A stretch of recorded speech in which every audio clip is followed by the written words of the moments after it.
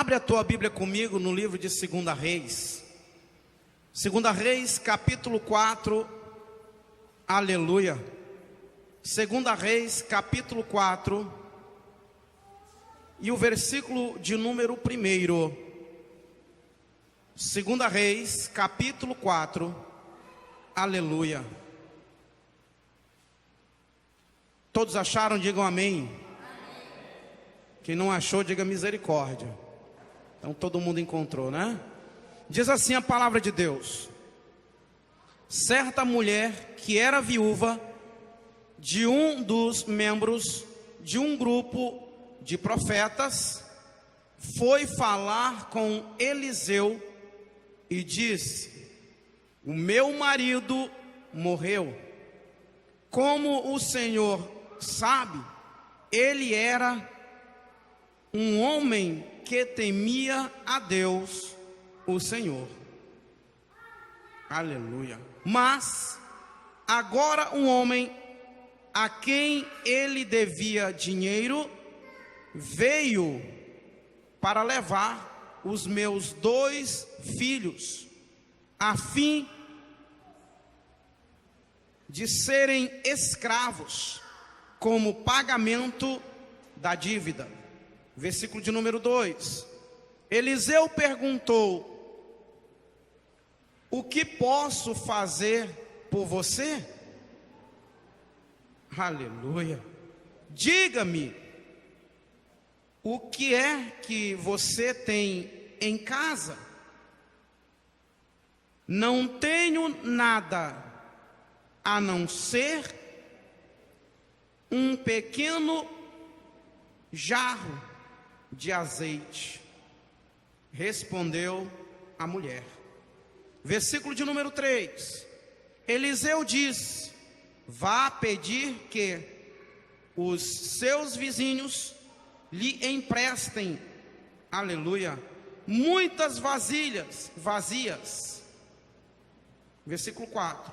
Depois você e os seus filhos entrem em casa, fechem a porta e comecem a derramar azeite nas vasilhas e vão pondo de lado as que forem ficando cheias. Amém, queridos? Ouçamos o que o Espírito tem a dizer à igreja nesta manhã. Por que eu escolhi esse texto, queridos? Eu escolhi esse texto porque esta mulher, ela enfrentava a maior crise da sua vida. Ela enfrentava o maior problema de toda a sua história. Esta mulher, conta-nos a Bíblia, que ela havia perdido o marido e agora estava na iminência de perder os seus filhos para os seus credores. E eu imagino que esta mulher estava enfrentando uma crise emocional, uma crise financeira, uma crise nunca enfrentada por ela em toda a sua história. E Deus me direcionou esta palavra, porque o Senhor me fez e ainda me faz passar grandes experiências em meio a uma grande crise. Quando nós olhamos para o livro de Jó, dos capítulos 1 de Jó, e me chama a atenção o capítulo 1, quando os servidores celestiais se apresentam a Deus, e junto com eles aparece o inimigo das nossas almas. E Deus então pergunta: de onde vem Satanás? E ele responde: eu venho da terra e de passear sobre ela. E o Senhor disse: observastes o meu servo Jó, como é íntegro e fiel, no mundo inteiro não há ninguém igual a Jó. E Satanás começa a procurar acusações, começa a procurar meios para dizer a Deus que o Senhor está errado. E ele disse para Deus: tira tudo que ele tem e verás que ele blasfemará contra ti sem nenhum respeito. E o Senhor então deixou que Satanás tirasse tudo que Jó tinha. Quando eu olho, pastor Alan, para as notícias que chegam a Jó, cada uma pior que a outra, e a última, que os seus filhos todos morreram. Imagine alguém velando um filho, a dor que deve ser. Jó não velou apenas um, mas 10. E eu fico pensando que Jó, ele não tinha talvez mais nem um cafezinho para oferecer no velório dos seus filhos, porque Jó também havia ficado pobre, Jó também havia perdido tudo.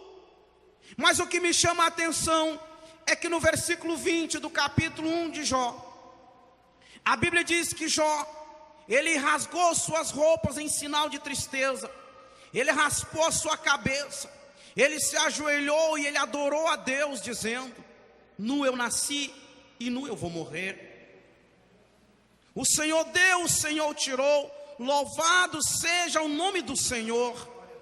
E a Bíblia diz que tudo o que aconteceu com Jó, Jó não pecou e nem colocou a culpa em Deus. E você vai entender por que eu estou falando disso nesta manhã. Quando eu olho para o capítulo 2, que Deus novamente se reúne com os servidores celestiais, e eu entendo que são os anjos, e novamente Satanás vai à presença do Senhor, e o que me chama a atenção é que Deus fala assim: de onde vem, Satanás? Eu venho da terra de passear sobre ela, disse ele.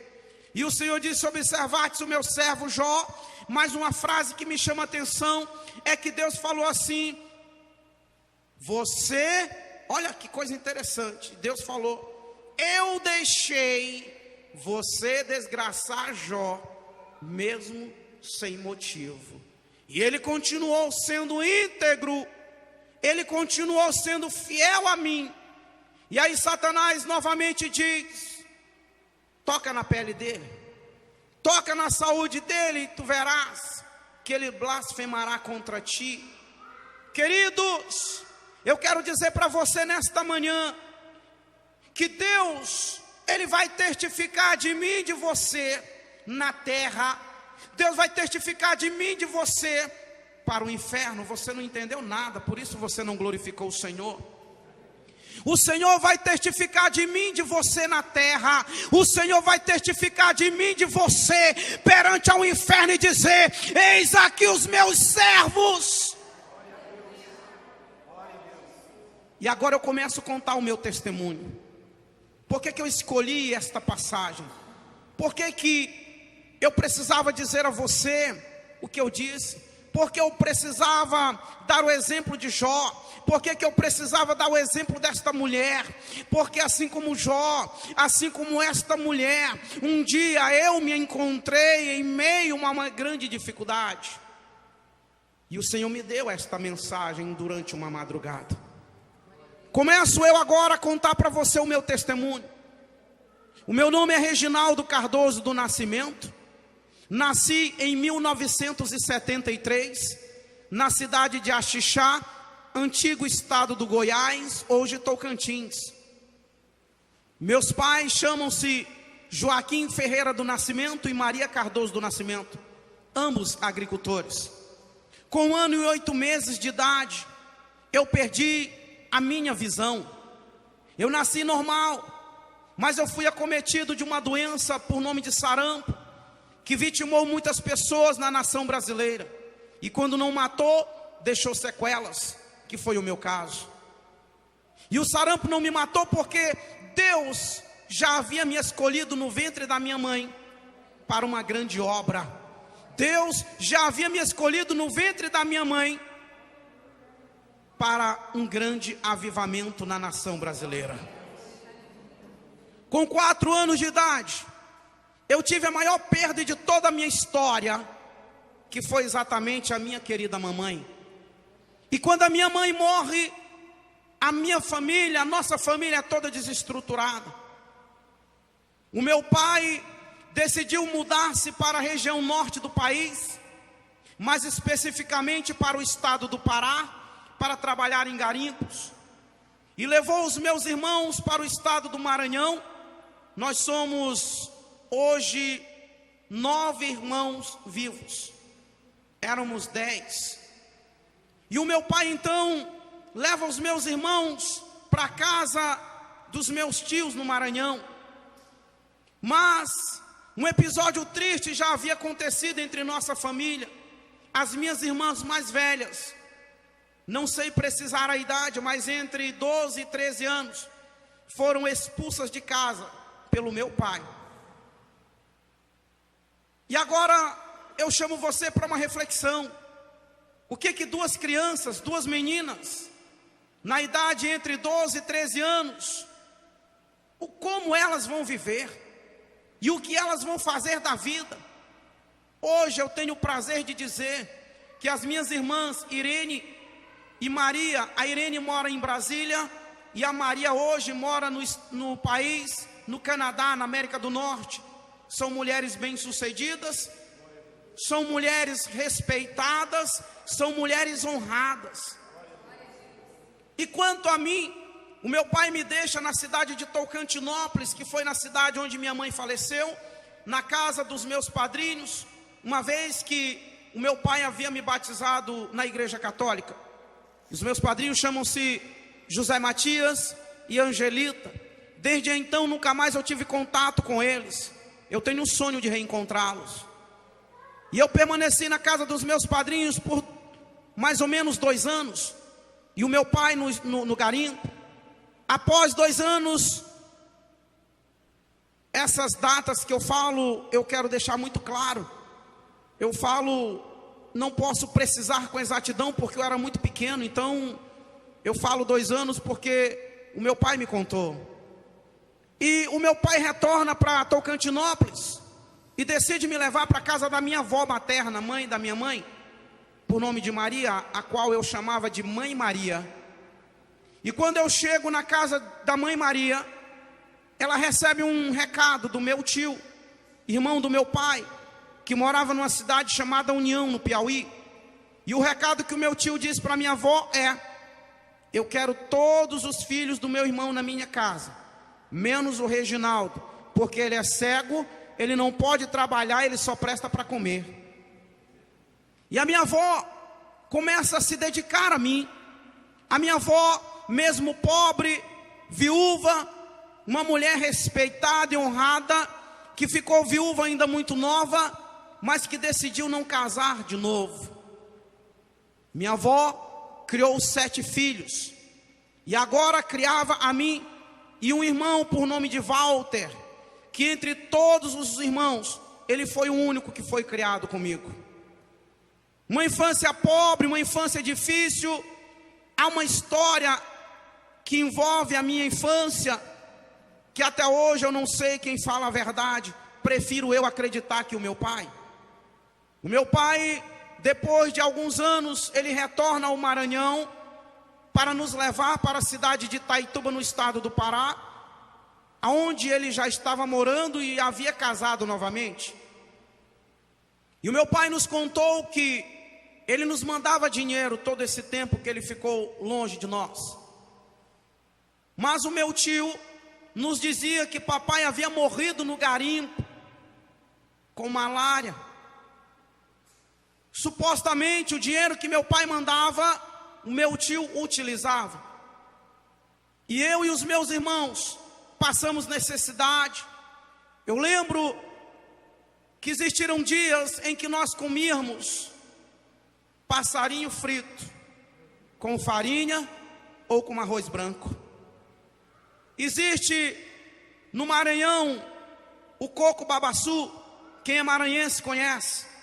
E dentro desse coco existe uma larva em que os maranhenses chamam de gongo. E tinha dias que nós comíamos gongos fritos com farinha. Tamanha era a pobreza. Mas a minha avó, ela tentava suprir as necessidades nossas, a ausência do pai e da mãe.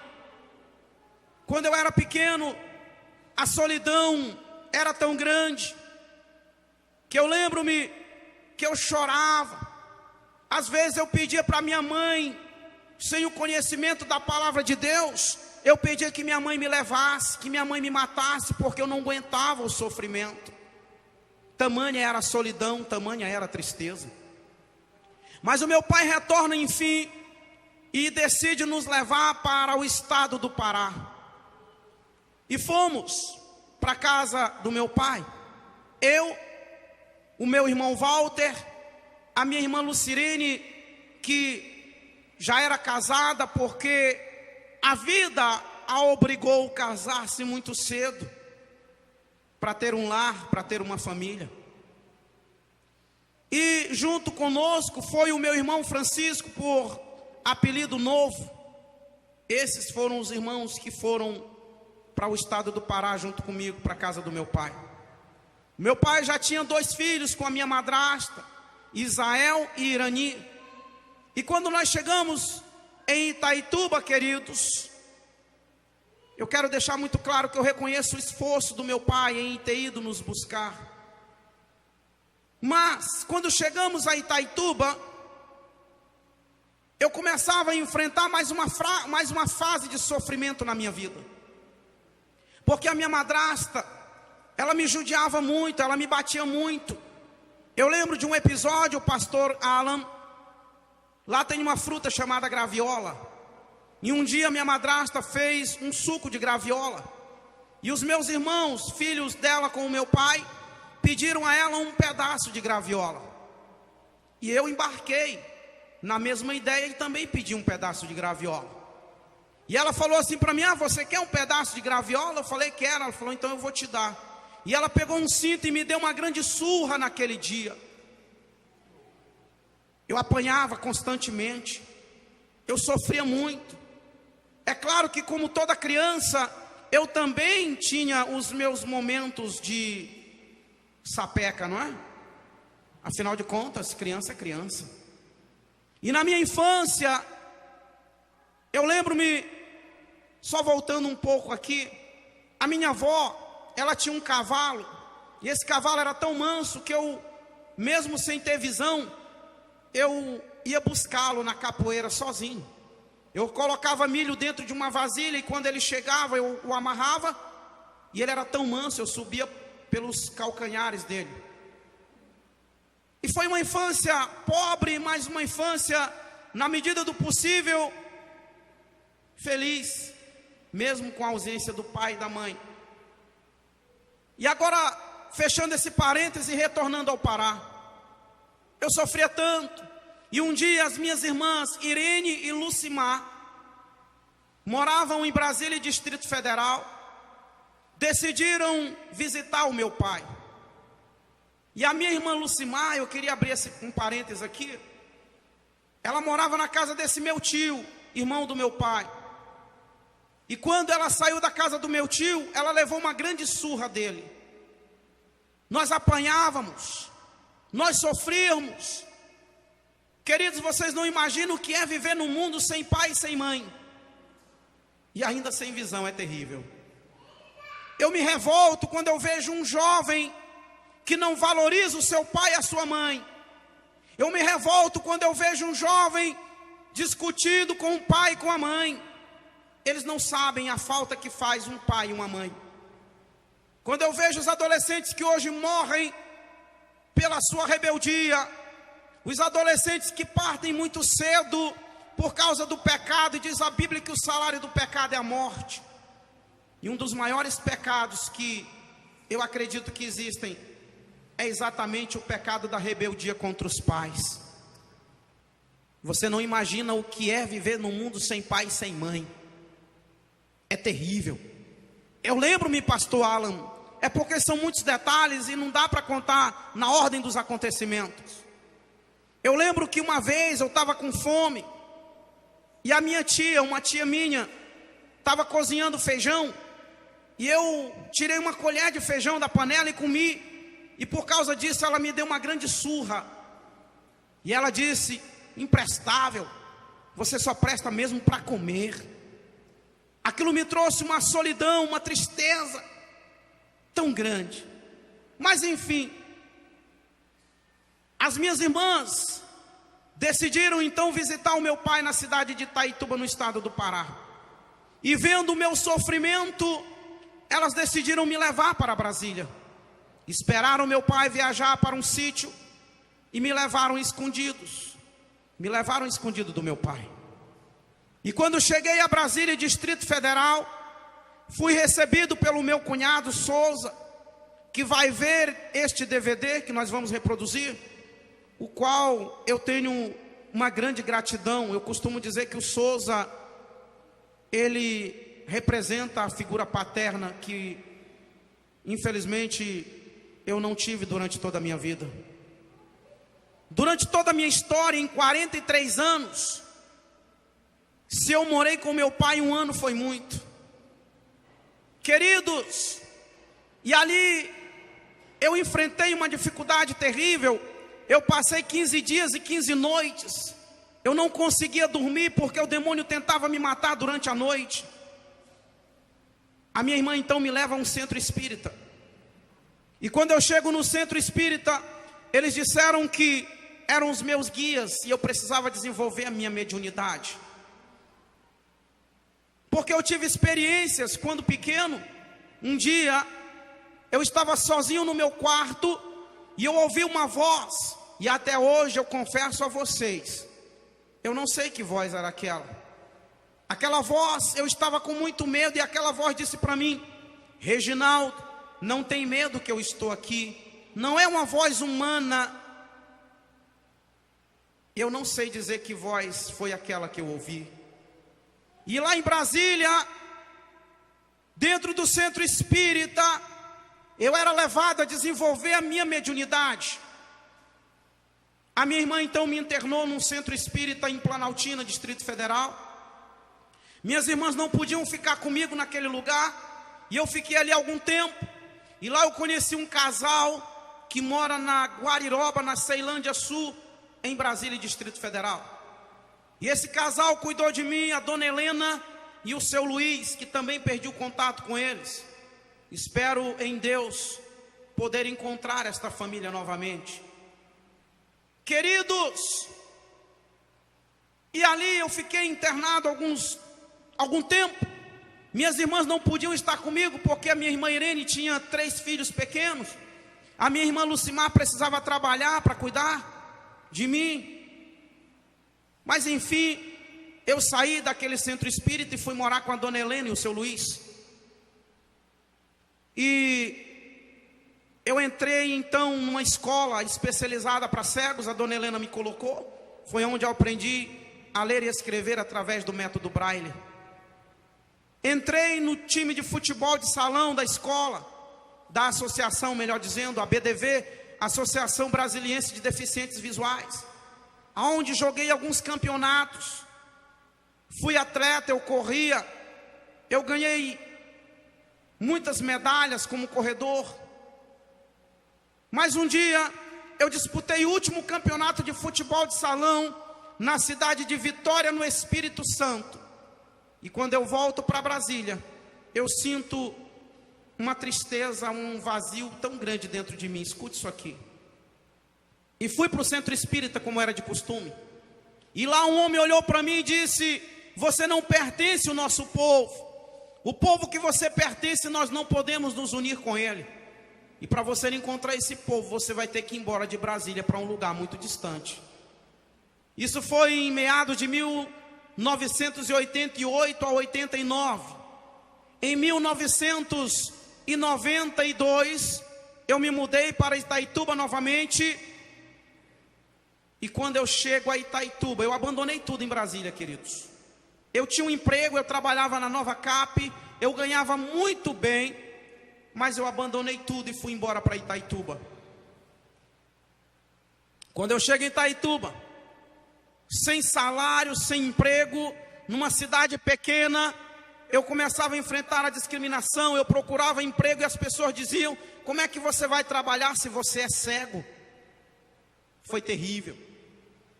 Em 1994, durante uma partida de futebol, Brasil e Itália, na Copa do Mundo, eu estava enchendo a cara. E uma mulher por nome de Paula me convida para ir à Assembleia de Deus. Eu disse a ela: mas eu estou bêbado. Ela falou: não tem problema, vinde a mim como está. E Jesus disse isso. E quando eu chego lá na igreja que fazem um apelo, eu aceito Jesus pela segunda vez. Por que pela segunda vez? Porque um dia em Brasília eu havia aceitado Jesus na Assembleia de Deus, na cidade do Gama. Só que o grande problema, e eu quero chamar a sua atenção para isso, é que eu era espírita, não tinha o menor conhecimento da palavra de Deus. Eu aceitei Jesus 2 vezes, lá em Brasília e agora em Itaituba, mas no dia seguinte não tinha ninguém na minha porta para cuidar de mim. É o que a igreja hoje está fazendo. Mateus capítulo 28, a partir do versículo 18. Jesus disse que nós devemos fazer discípulos, mas a igreja não está mais preocupada com almas. A igreja não está mais preocupada em consolidar as almas. E eu fui para o mundo novamente. Mas naquele mesmo ano, Deus começaria a mudar a minha história. Eu fui para um sítio do meu pai. É muito longo o meu testemunho, eu vou resumir. Está no livro, você vai poder ler. E uma noite eu sonhei. Eu vi uma grande luz. Uma grande luz. E era tão forte que ardia nos meus olhos. E daquela luz saiu uma voz. E aquela voz hoje eu sei que era a voz de Deus. Falava sobre salvação. Eu me ajoelhei e disse: Deus, se eu estou no caminho certo, que eu permaneça, porque eu era católico, eu fazia parte de um grupo de jovens da igreja católica. Um dia eu perguntei para um padre se eu podia ser católico e espírita ao mesmo tempo. E ele falou que podia, não tinha problema nenhum. Mas eu fui a uma igreja evangélica e eu ouvi o pastor dizer que nós não podíamos servir a 2 senhores. Aí eu fiquei com a mente embaraçada. Eu pedi para Deus que me mostrasse o verdadeiro caminho. E Ele me mostrou o verdadeiro caminho. E o verdadeiro caminho está em João capítulo 14, versículo 6. Jesus disse: eu sou o caminho, a verdade e a vida, e ninguém vem ao Pai a não ser por mim. Jesus é o único caminho. E aí eu tive um sonho, queridos. Depois desse que eu vi a luz, eu tive um outro sonho. Satanás disse: eu vou matar você. Meu pai havia colhido muitas abóboras naquele ano. E ele tinha um compadre que era muito amigo dele, o seu Domingos, inclusive já é falecido. E o seu Domingos me pede uma abóbora. E eu dou a abóbora para o seu Domingos.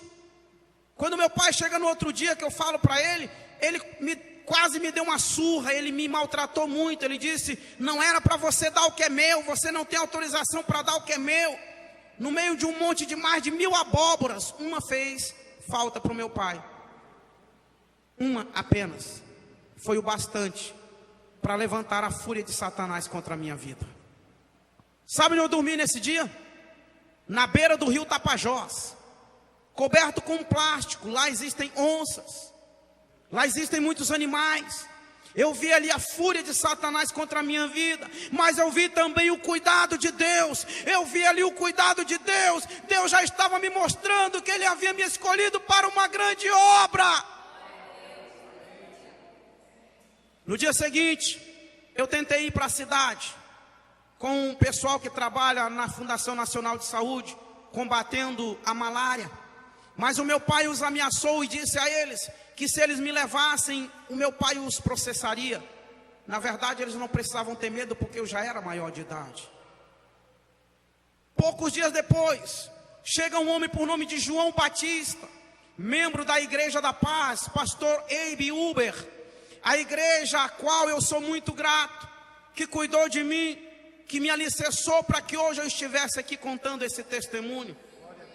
Eu aceito Jesus com o irmão João Batista, mas foi um processo. Eu fiquei endemoniado de 3 horas da manhã até as 5 da manhã. O irmão João Batista expulsou os demônios. E eu senti saindo de mim um peso dos meus ombros. Naquele dia eu reconheci Jesus como Senhor e Salvador. Mas eu enfrentava novamente uma batalha. Meu pai não queria que eu fosse crente. Meu pai disse: filho, crente não serve a Deus. E ele inventou uma história que a mãe dele contava, que um dia os crentes iam sair furando os olhos dos católicos. Olha que coisa diabólica. E ele disse: crente não serve a Deus, eu não quero que você seja crente. Eu disse: pai, mas eu quero ser crente. Ele falou: não, eu não quero que você seja crente, na minha casa não dá certo crente. E o meu pai, por conta da abóbora, ele havia dito para mim que eu ia apodrecer naquele lugar. Mas quando eu aceito Jesus, o Senhor começa a fazer a obra, e meu pai decide me levar para a cidade novamente. E quando eu chego na cidade, o irmão João Batista ia me buscar para a igreja. Meu pai me fazia mentir, dizendo que eu não estava, fazia eu me esconder no quarto. Mas um dia, enfim, João Batista conseguiu me levar para a igreja. Foi o melhor dia da minha vida, queridos. Quando eu chego na igreja, fui muito bem recebido. Pastor Ademar e irmã Maria foram os meus primeiros pastores na Igreja da Paz.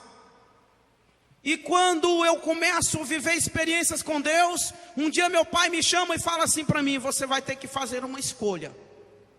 Você vai escolher ou eu ou os crentes. Na verdade, meu pai estava dizendo: você vai escolher entre eu e Jesus. Eu queria que você desse uma salva de palmas ao Espírito Santo de Deus.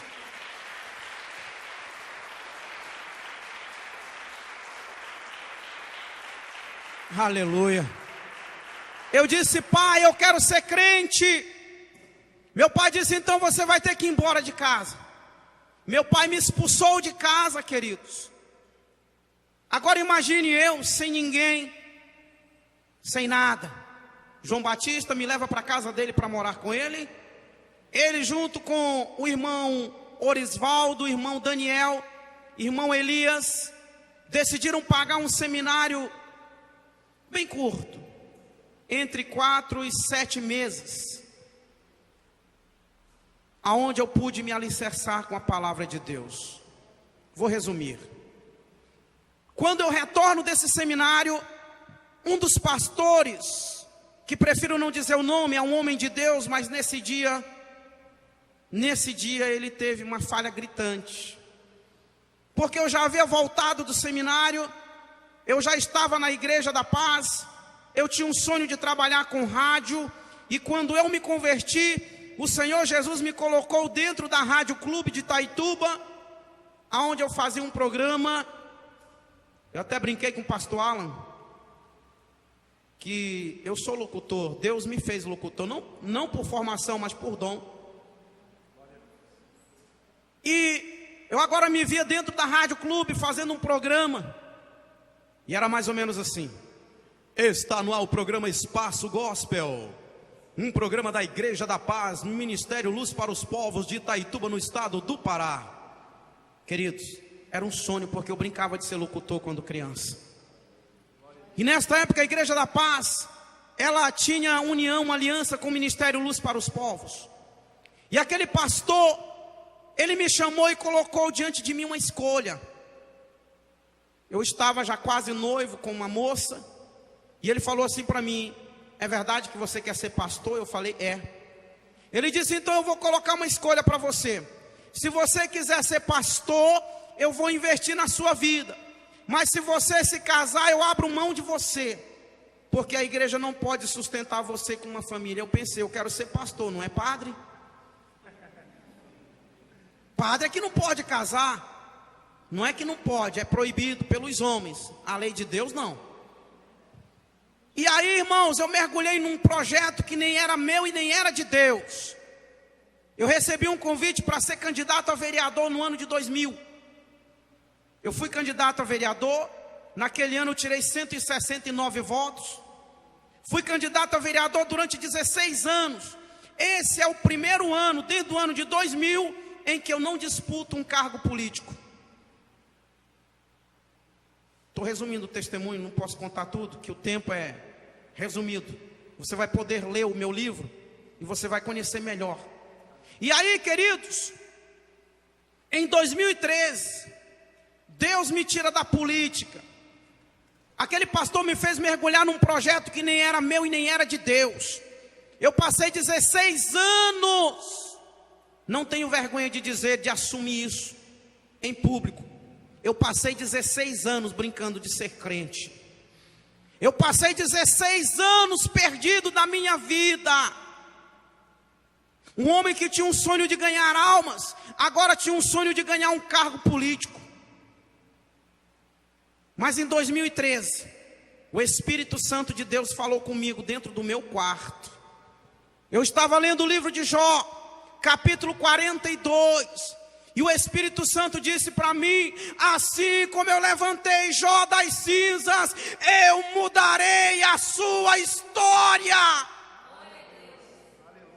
E ele disse: eu vou levar você ao estado do Amapá, e quando você colocar os seus pés naquele estado, sua vida nunca mais será a mesma. Foi lá que eu conheci o pastor Jefferson Campanelli, da Assembleia de Deus de Blumenau, em Santa Catarina. Aquele homem orou por mim. O Espírito Santo de Deus me falou: eu vou deixar a unção do meu servo Jefferson com você, porque você foi chamado para ser um ganhador de almas, e eu vou recolher o meu servo. Alguns meses depois, pastor Jefferson Campanelli partiu para a glória. Quem quiser comprovar isso, pode entrar no site da Assembleia de Deus de Blumenau, Santa Catarina, e você vai ver que o pastor Jefferson Campanelli já não está mais entre nós. Mas como todo homem de Deus, quando começa um ministério, ele sofre retaliações de Satanás. E eu sofri uma terrível retaliação de Satanás. Eu fiz coisas durante a política que, se a minha esposa houvesse me abandonado durante a política, eu teria entendido. Mas ela me abandonou no momento em que Deus me chamou para a obra. A minha esposa, entre todos os irmãos dela, ela é a única que tem a formação acadêmica que tem. Hoje ela tem 2 concursos públicos na cidade de Itaituba, ganha super bem. É a única psicopedagoga clínica concursada do município de Itaituba até a presente data. A única psicopedagoga clínica concursada do município. Quando Deus me chama para o ministério, ela fala para mim assim: procure outra mulher, porque eu não nasci para isso.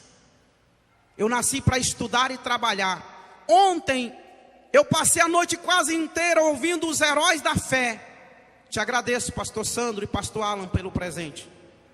E olhando a história dos heróis da fé, Martinho Lutero, ouvindo a história dos grandes heróis da fé da nossa época, eles não amavam dinheiro, eles não amavam bens materiais, eles não priorizavam nada disso. Irmãos, para que você prioriza dinheiro? Para que você prioriza os bens materiais, se quando você morrer você não vai levar nada?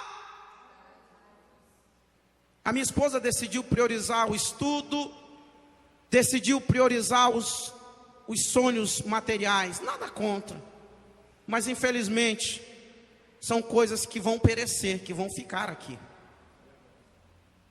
Ela decidiu então me abandonar.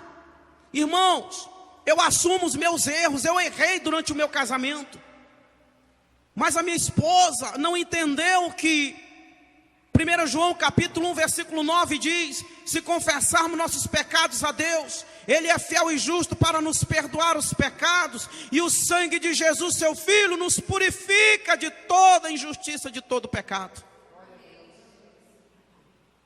Em 2007, a minha esposa, ela veio ao Rio de Janeiro fazer um curso no Instituto Benjamin Constant. E no Rio de Janeiro, ela conheceu um outro homem, e ela me traiu no Rio de Janeiro. Quando ela retorna, que eu a procuro durante a noite, e ela não quis saber de mim, eu estranhei, mas eu pedi para Deus que me mostrasse, e um dia eu conversando com ela, ela me confessou que havia me traído. Eu a perdoei e decidi voltar a viver com ela. Mas queridos, infelizmente, o diabo enganou ela. Ela disse que não me amava mais. Ela disse para mim que casou comigo porque tinha pena de mim, tinha dó de mim, e aquilo acabou comigo. Mas escute, isso é muito forte o que eu vou contar agora. Antes da minha esposa me abandonar, eu tive um sonho. E esse sonho, eu estava num lugar E o homem dizia assim: a rocha está preparada para esmagar muita gente. E dizia para mim: mande a sua esposa olhar para a rocha. Deixa eu abrir um parêntese para você, queridos. Família é projeto de Deus. Família, você não entendeu? Família é projeto de Deus. Não abandone a sua família nunca. Eu sei o que é o estrago, irmãos, que causa uma separação. Pelo amor de Deus, lute pela sua família. Eu lutei até onde eu pude lutar. Escute. E o homem dizia para mim: mande a sua esposa olhar para a rocha. Quando ela olhava, ela gritava e dizia que estava saindo fogo e relâmpago da rocha. E o homem dizia assim para mim: você foi chamado para ser pai de nações. Você foi chamado para ser pai de multidões. Você e a sua esposa. Porém o livre-arbítrio está posto diante dela. E ele dizia assim para mim: tenha relações com ela. E no sonho eu tinha relações com a minha esposa. E aquele homem dizia para mim: ela está grávida de muitas almas. Porém o livre-arbítrio está posto diante dela. Aquele homem me dava uma escada enorme. E ele falava: esta escada foi preparada para você subir. E você só tem um dia para convencer a sua esposa a subir com você nessa escada. E quando você acordar deste sonho, desperte ela e conte a ela o que eu estou lhe falando. Ela só tem um dia para decidir a subir com você nessa escada. E se ela não subir com você nesta escada, ela será esmagada pela rocha, como muitas outras pessoas serão. Em seguida ele me dava uma escada muito menor. E eu perguntava: essa escada menor, para que significa ela? Ele dizia: essa escada menor é para as pessoas que te rejeitam, é para as pessoas que olham para você, para a sua aparência, as pessoas que não acreditam que você vai chegar onde Deus planejou que você chegasse. Elas vão te olhar e elas vão querer chegar onde você vai estar, e o máximo que elas vão conseguir é subir nessa escada menor e olhar para você, porque você vai chegar aonde Deus planejou que você chegue. Aplaude o Espírito Santo. Queridos, isso não é história de carochinha. Isso não é história de gibi inventada, não. Isso é algo vivido por um homem que está falando com você. Queridos, um dia minha esposa foi ao trabalho. E Deus mandou eu levar para ela o que ela mais gosta: pão de queijo. E dizer para ela que ela diz assim: filho, diga para ela que ela é a mulher da sua vida. E eu cheguei lá e falei isso para minha esposa. Quando foi à noite, eu ouvi ela falando ao telefone. O Espírito Santo falou ao meu coração: ela está falando com um homem. Pegue o telefone da mão dela, para que ela não diga que você está mentindo. Quando eu peguei o telefone da mão dela, eu ouvi um homem conversando. E ele começou a dizer que o sinal estava ruim, que ele não estava ouvindo. E eu disse a ele: eu estou te ouvindo muito bem. E o que você está fazendo, a mão de Deus virá sobre você. Você está destruindo uma família. A minha esposa, revoltada, pediu o telefone de volta. Foi para o fundo do quintal falar com esse homem. Quando ela retornou, ela disse para mim: ou você sai de casa amanhã, ou eu saio.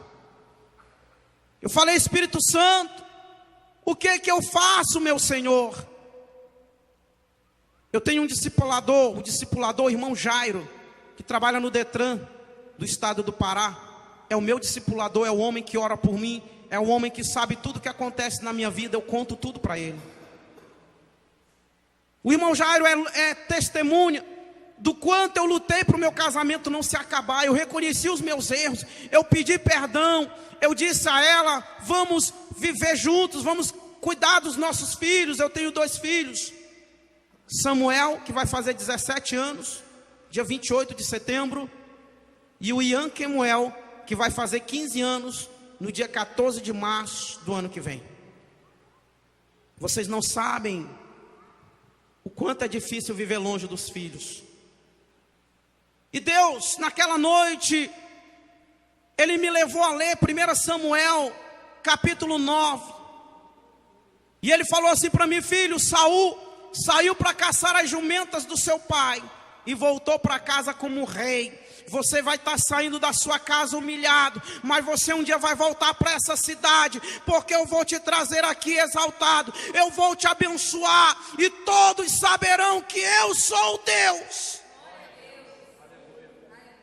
Queridos, quando eu saí com uma mochila, aquela mochila que está lá na sua casa, pastor. Aquela mochila, não vou me desfazer dela, é um testemunho. Eu saí de casa vestido numa calça jeans e algumas camisas dentro da mochila. Queridos, e eu disse: Deus, e agora? Eu vou viver aonde? Escute isso aqui.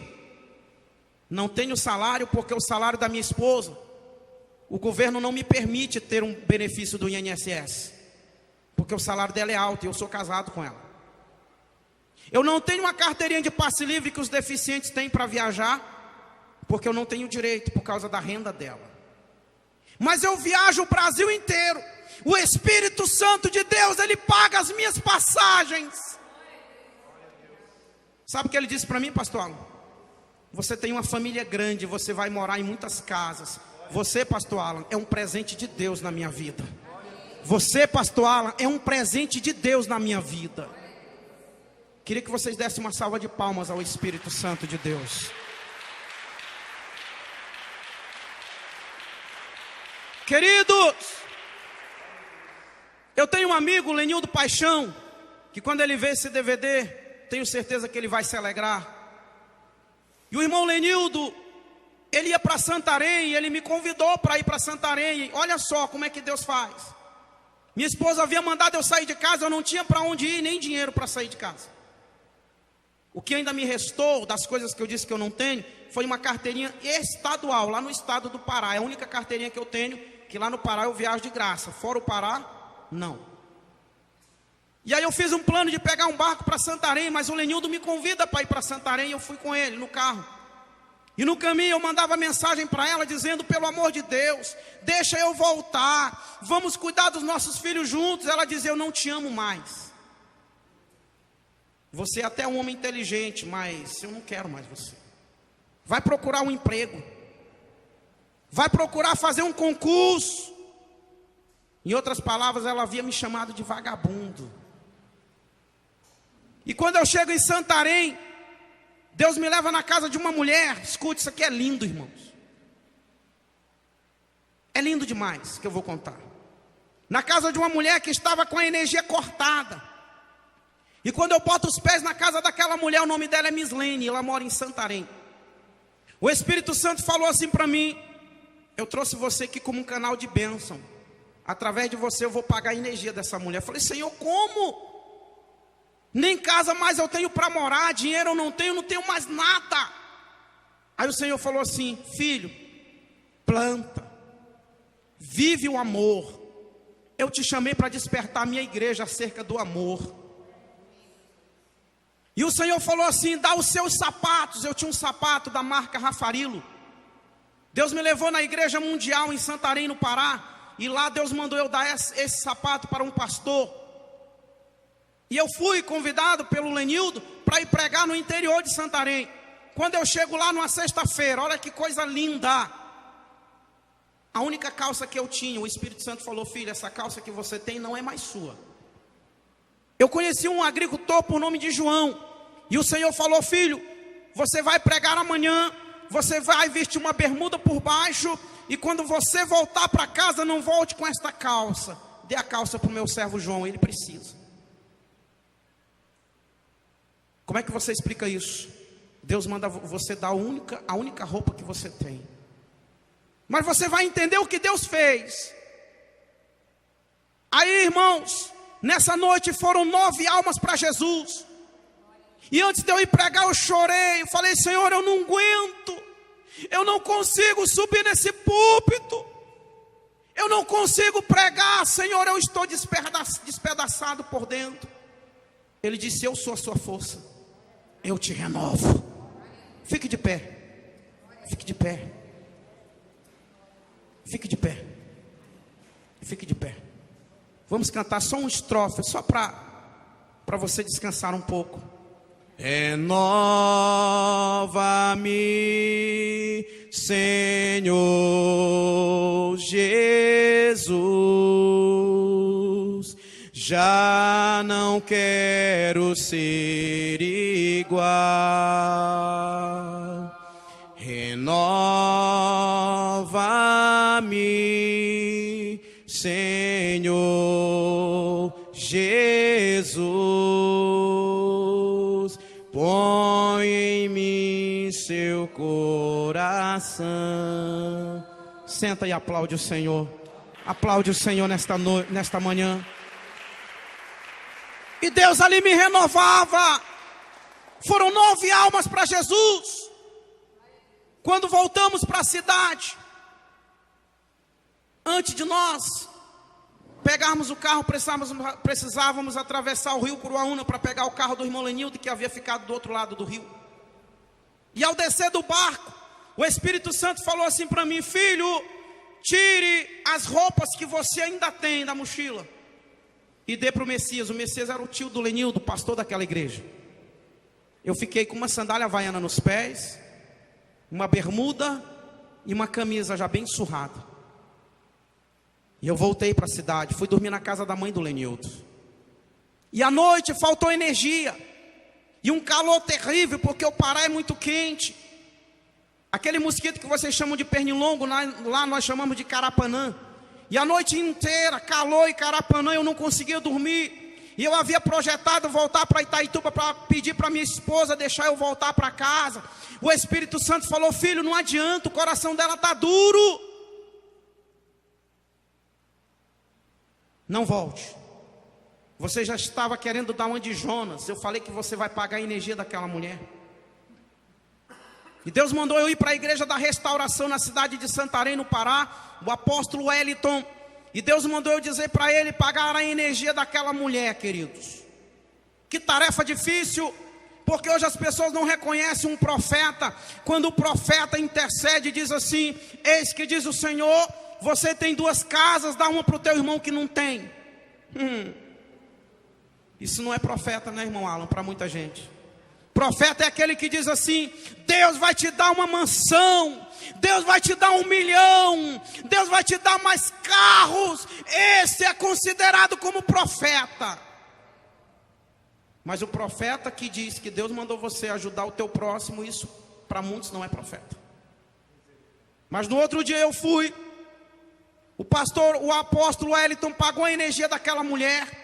E naquele mesmo dia, no final da tarde, eu estava com a mala cheia de roupas, um sapato novo nos pés e R$250 no meu bolso. Você não entendeu o testemunho, irmão? Eu dei tudo que eu tinha. No final da tarde eu estava com a mala de roupas, um sapato nos pés e R$250 no meu bolso. Agora você entendeu? Então glorifique a Deus.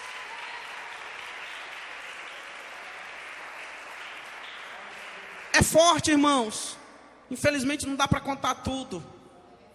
Eu estava hospedado na casa do irmão Jorge, Santarém, no Pará, chorando de madrugada, um coração em pedaços. O Espírito Santo falou para mim, sabe o quê? Escreva um livro. Sobre o que, Senhor, que eu vou escrever um livro? Eu vou lhe dar experiências para você contar neste livro, porque através deste livro eu vou te abençoar. Eu vou fazer a sua mulher saber que eu sou o seu Deus. Eu vou despertar a minha igreja através da sua vida. Sabe onde está o livro hoje? Na editora Central Gospel. Ontem eu me espantei, o pastor Alan falou que deu 700 e... Você falou ontem para mim, pastor Alan? 790 megabytes. Ele falou que vai dar mais ou menos 300 páginas ou mais o livro. E eu contei, essas experiências que eu contei aqui, meu irmão, não é nem 1%. E aí, irmãos, chegou uma mulher lá na casa do irmão Jorge, eu estava no banheiro, escute coisa linda. Aí o Espírito Santo falou, sai do banheiro, te apressa e dá o dinheiro que você tem na carteira para aquela mulher. Quando eu cheguei lá, chamei a mulher, entreguei o dinheiro para ela, ela começou a chorar. Mas ninguém nunca me deu dinheiro. Eu falei, oh meu Deus, Ele tem mais do que dinheiro para você. Ele tem salvação, Ele tem vida eterna. E naquele dia aquela mulher se rendeu aos pés de Jesus. Sabe por que muitos não ganham almas? Porque são presos a dinheiro, são presos a bens materiais. E aí Deus me levou para Belém de Santarém. Lembra da mulher que foi paga a energia dela? O pai dela mora em Belém. Ele trabalha no órgão público, na Receita Federal. E ela luta com ele para que ele reconheça ela como filha. O Espírito Santo me mandou ir lá falar de Jesus para aquele homem e falar da filha dele também. Cheguei em Belém, irmãos, passei 20 dias, ganhei 50 almas para Jesus. Um dia à tarde eu fui pregar numa tarde de louvor, e alguém me deu 50 reais à noite, eu fui pregar. O Espírito Santo falou, leva os 50 reais que você tem. Quando chegou lá, o Espírito Santo falou, aqui tem 2 pessoas, dê o dinheiro que você tem para elas. Quando foi no final do culto, as 2 se converteram. Sabe quem eram elas? Eram 2 mulheres lésbicas que moravam como homem e mulher. E naquela noite o Espírito Santo de Deus alcançou o coração delas. Queridos, eu disse uma coisa no dia... Cadê o irmão Júlio? Está aqui o irmão Júlio? Vem cá rápido, irmão Júlio, rápido, corre aqui, corre. Eu disse uma frase que ontem o irmão Júlio falou para mim que não acreditou quando eu falei. Irmão Júlio, eu queria que você mesmo dissesse qual foi a frase que eu disse que você não acreditou e o que você me disse ontem, em rápidas palavras. O missionário, ele disse que era o instrumento de Deus para um avivamento, né, aqui no Rio. E no primeiro momento eu não acreditei. Pedi perdão já. Eu não acreditei. Mas no mesmo dia, dentro do carro, Deus fez um milagre. E Deus me mostrou que Deus é Deus na vida desse homem. Aplaude o Espírito Santo de Deus.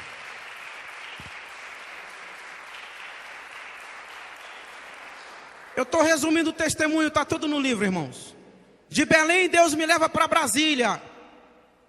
Brasília, Deus me traz ao Rio de Janeiro. Escute isso aqui. Deus falou assim, filho, lembra do livro? Lembro, Senhor. Agora você vai se encontrar com Silas Malafaia. Ele vai publicar o seu livro. Eu não conheci o pastor Silas. Só de televisão, lógico. E eu chego no Rio de Janeiro com 200 reais no meu bolso. Eu não queria que você esperasse eu pedir para você aplaudir o Espírito Santo. Fique ligado e na hora certa dê uma salva de palmas para ele. Eu chego no Rio de Janeiro com 200 reais no meu bolso. E eu vou para o bairro lá, Vila da Penha. Não é Penha, né? Isso, Penha, na rua Montevidéu. Quando eu desço do carro, um homem vem me encontrar. O nome desse homem é Carlos. Ele é funcionário da Prefeitura Municipal do Rio de Janeiro. E Deus mandou eu dar o troco da corrida do táxi para o irmão Carlos. E lá na igreja do pastor Silas, Deus falou assim, dá tudo que você tem.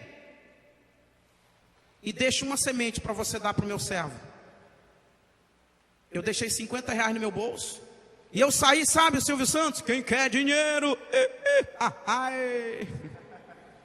Saí dando dinheiro para todo mundo, irmãos.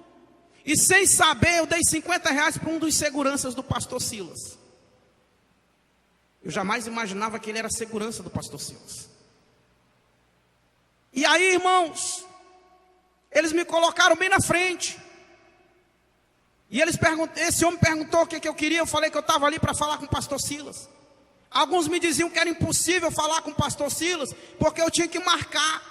Eu disse, não, o Espírito Santo marcou, eu vou falar com ele. Quando o pastor Silas desce do púlpito, ele vai falar com quem?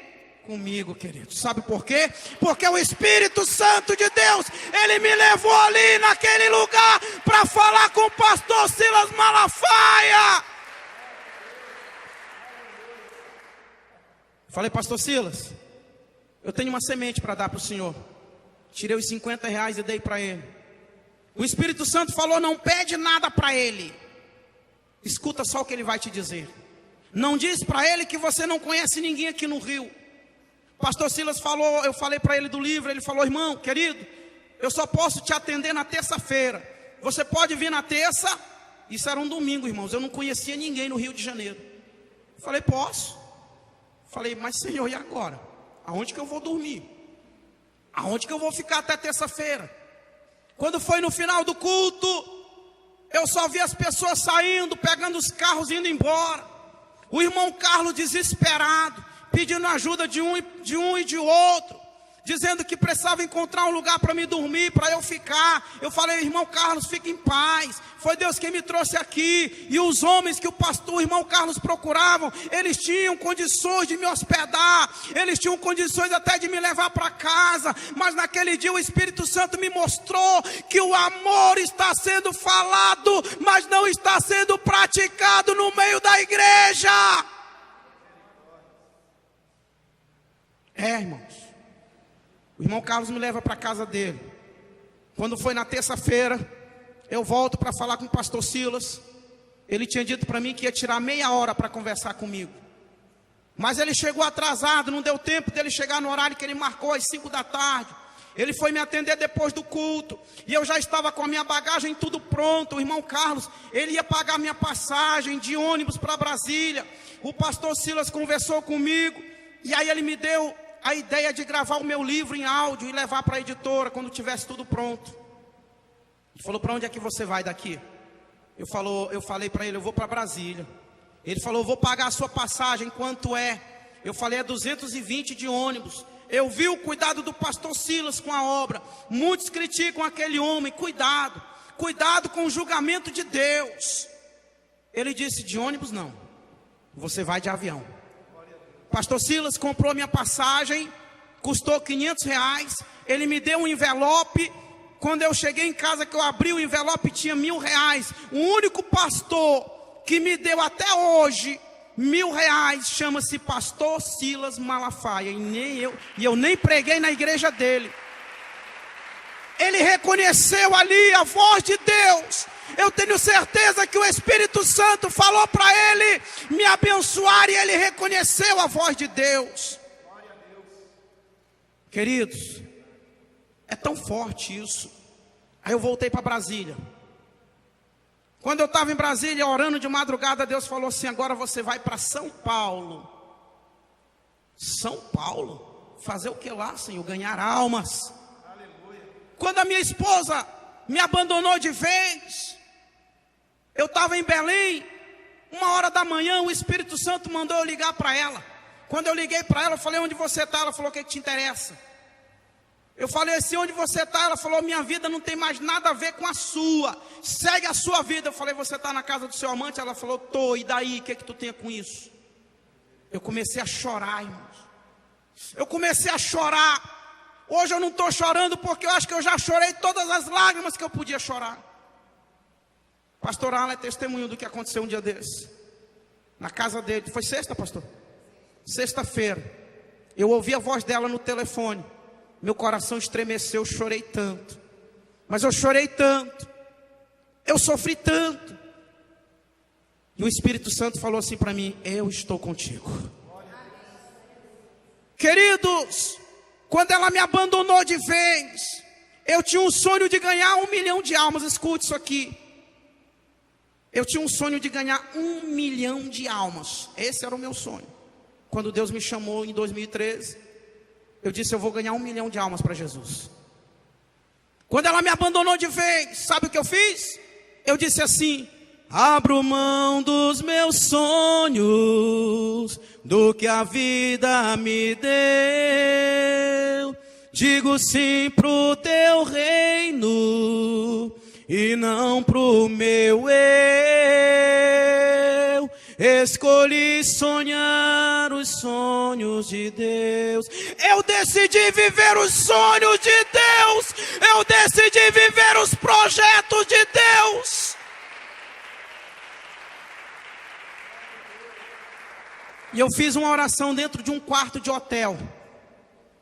Eu disse: Deus, permita Satanás ouvir a oração que eu vou fazer agora. Eu disse: Satanás, eu não quero mais tirar 1 milhão de almas das suas mãos. Agora eu quero tirar 100 milhões de almas das suas mãos e trazer para o reino de Deus.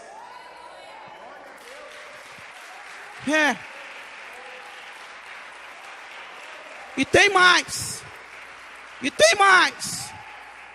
Eu disse: Satanás, se eu me prostituir, se eu for para a cama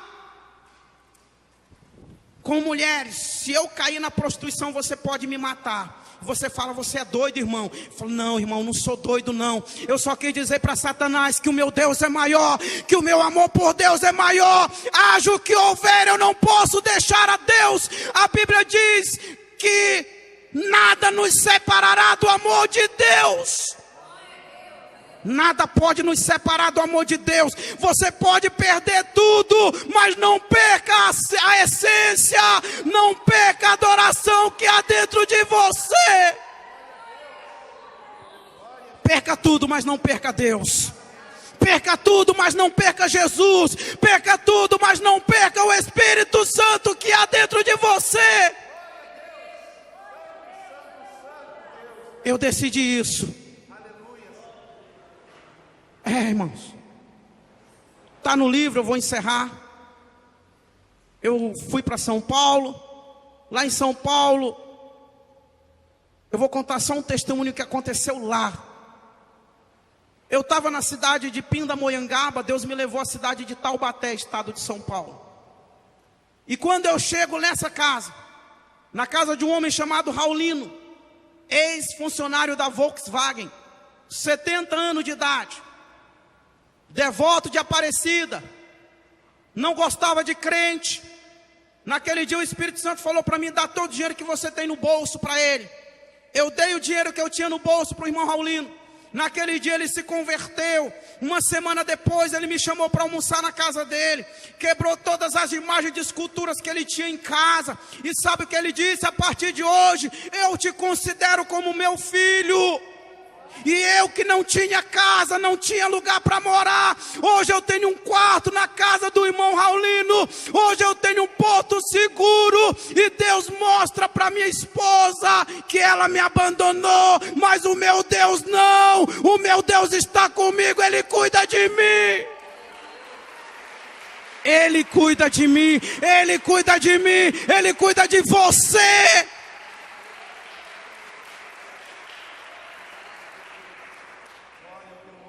Agora, para incluir você no meu testemunho, eu vim para o Rio de Janeiro para entregar o material lá na editora.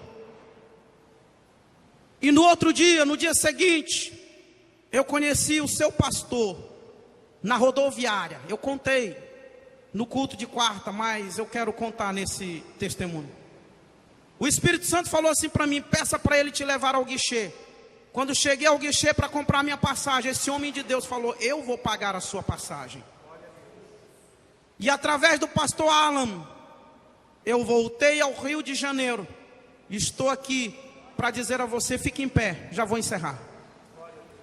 Para dizer a você, irmão Júlio, irmão Sandro, irmã Rosa, todos, me perdoe se eu não vou falar o nome de todos, mas eu quero dizer que vocês fazem parte de uma promessa de Deus na minha vida.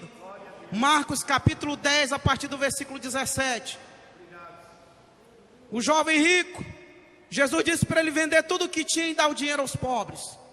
No versículo 30, no versículo 28 em diante, Pedro disse assim: olha que nós deixamos tudo para te seguir. Jesus disse para Pedro: em verdade vos digo, que todo aquele que deixar por causa de mim do evangelho, aí ele vai falando, casa, filhos, terras, pai, mãe, receberá muito mais ainda nesta vida, receberá 100 vezes mais, e por fim a vida eterna. Vocês são parte de uma família que eu ainda não conhecia, e que agora eu conheço e tenho o prazer de dizer: vocês são os meus irmãos, são promessa de Deus na minha vida. Obrigado, Deus, por esta igreja existir. Obrigado, Deus, por esta igreja existir. Obrigado por esses irmãos. Obrigado por esta família. Queridos, orem por mim. Não se esqueçam de orar por mim. Não se esqueçam, pelo amor de Deus. Ganhar almas é o meu principal projeto. Ganhar almas é o meu projeto de vida. Orem por mim. Lá na cidade de Itaituba tem uma praça chamada Praça do Cidadão. Lá eles fazem bingo, eles reúnem muitas pessoas, milhares. Eu tenho um sonho. E o sonho é: eu quero comprar um carro 0 quilômetro. E eu quero sortear naquela cidade de graça. Eu quero fazer 40 mil cupons. Eu quero fazer o povo ir para a praça, concorrer o carro de graça, não vão pagar nada. E nesse dia eu tenho o sonho de ganhar de 5 a 10 mil almas para Jesus. E se você me perguntar quanto eu tenho para comprar o carro, eu não tenho nenhum centavo. Mas o meu Deus é rico e Ele vai me dar condições para que eu possa realizar esse sonho. Porque o sonho de Deus é salvar. O sonho de Deus é salvar, é ganhar almas. Que Deus abençoe a todos em nome de Jesus. Venha à noite, porque hoje à noite tem uma palavra de Deus ao seu coração. Que Deus te abençoe em nome de Jesus.